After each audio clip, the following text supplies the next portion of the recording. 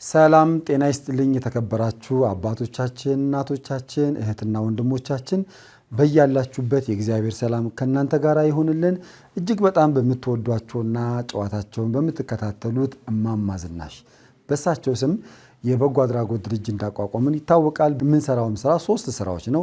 የአቅመ ደካማ ቤቶች ዘመም ያለባቸውን ቤታቸውን ማደስ፣ እንደዚሁም ደግሞ የዕለት ጉርስ ያጡትን ሰዎች የዕለት ጉርስ ማጉረስ፣ ከእንደገና ደግሞ በጣም የንጽህና ችግር ኖሮባቸው ልብስ የሚቀይሩት ያጡትን ከናንተ የወሰድነው ልብስ ማልበስ ነው። በመሆኑም እነዚህ 3ቱን ስራዎች ደግሞ ለመስራት ከሚያስፈልጉ ነገሮች አንዱ አልባሳት፣ የምግብ ቁሳቁሶች፣ እንደዚሁም ደግሞ ሐሳብ ጸሎትም ያስፈልገናል። እነዚህን ሁሉ እንድታግዙን አደራ ነው የምንለው። የአቅመ ደካማ ቤት እድሳት ደግሞ በባህሪው የሚፈልጉት ያው ታውቃላችሁ፣ ሚስማር፣ ቆርቆሮ፣ እንጨት፣ ብሎኬት፣ ሲሚንቶ እነዚህ በማዋጣት እነዚህ ሰዎች እንደ እፎይ ብለው እንዴት እንደሚያለቅሱ በጣም የሚያሳዝኑ ሰዎች ስላሉ እነዛን ሰዎች እንድናግዝ አደራ እንላለን። በስልክ ቁጥራችን 0961555557 በ0961555557 እንደዚሁም ደግሞ በ0949465946 እየደወላችሁ እማማ ዝናሽ የበጎ አድራጎት ድርጅት በሚያካሄደው ስራ እንድትሳተፉ አደራ እንላለን። በያላችሁበት ሰላማችሁ ይብዛልን። ወደ ምገባው እንሄዳለን። ወደ ቤት እድሳቱ እንሄዳለን። ወደ ገላ አጠባው እንሄዳለን።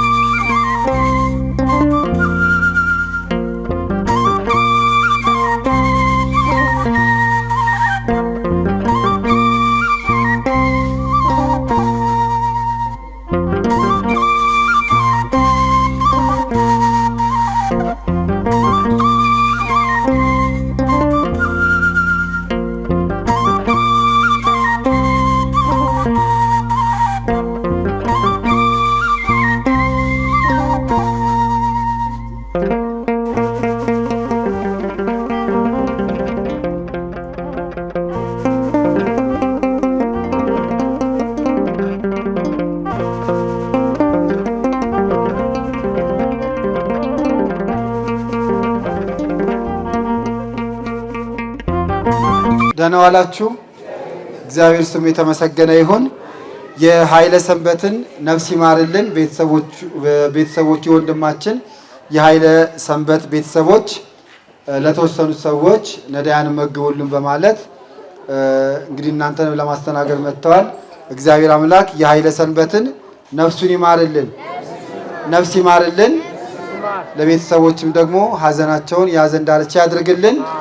ነዳያንን በመመገብ የወንድማችንን ነፍስ እንዲምር እግዚአብሔር ስላደረጋችሁም ደግሞ በጣም ነው የምናመሰግነው። እንግዲህ እንደምታውቁት በቤተ ክርስቲያን ስርዓት መሰረት አንድ ሰው ነፍሱ ከስጋ ከተለየች በኋላ የሚለቀሰው ስንቴ ነው? 3 ጊዜ። ከዛ በኋላ ስለራስ በደል ስለራስ ኃጢአት ነው የሚለቀሰው።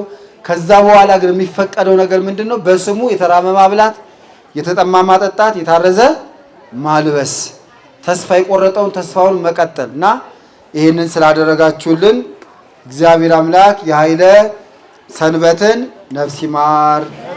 ይህን ቪዲዮ የምትከታተሉ እህቶች ወንድሞች፣ ቅድም የዱባይ ደብረመዊ ክብረ ቅዱሳን ሰንበት ትምህርት ቤት እንዳደረገው በቅዱሳን ስም በጻድቃን ስም እንደዚሁም ደግሞ አሁን ላይ እህታችን እንዳደረገችው በነፍስ ይማር ስም በሞት በተለያችሁ በነፍስ ይማር ስም ነዳያንን ትመግቡ ዘንድ አደራ እንላለን። እንደዚሁ ከአደጋ የተረፋችሁበት ቀን አንዳንድ ሰው ከአደጋ የተረፈበትን ቀን በታክቲክና በእንትኑኝ ያለፍኩት ብሎ ነው የሚያወራው። እንደዛ አይደለም።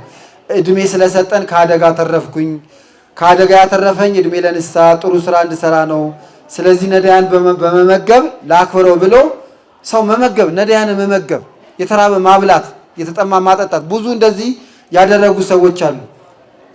ካጠገብ የነበሩ 12 ሰዎች ሞተው እኔ ተርፍ ያለው እኔ ብቁ ሆኜ ሳይሆን የተረፍኩት እግዚአብሔር እዚህ ምድር ላይ ቆይ ለንስሐ ጊዜ ሰጥቻለሁ ብሎ ነውና የተራባ ብሉልኝ ያለ ሰው አለ። ከዚህ በፊትም አብልተናል እና በእንደዚህ አይነት መልኩም ነዳያን መመገብ ትችላላችሁ። እግዚአብሔር ስሙ የተመሰገነ ይሁን። የኃይለ ሰንበትን ነፍስ ይማር። ወደ ምጋባው እንሄዳለን።